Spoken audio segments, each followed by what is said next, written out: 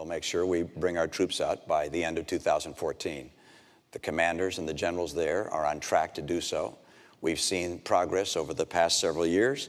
The surge has been successful, and the training program is proceeding apace. There are now a large number of Afghan security forces, 350,000, that are ready to step in to provide security, and we're going to be able to make that transition by the end of 2014. But what I think the American people recognize is after a decade of war, it's time to do some nation building here at home.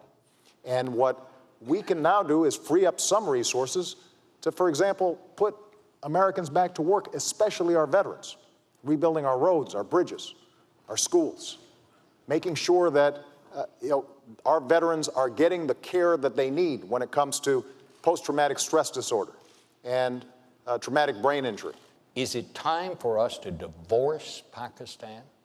No, it's not time to divorce a nation on earth that has 100 nuclear weapons and is on the way to double that at some point.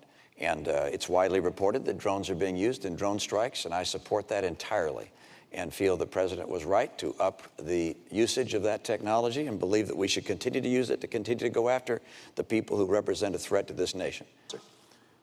One thing I think Americans should be proud of, when Tunisians began to protest, this nation, me, my administration, stood with them earlier than just about any other country.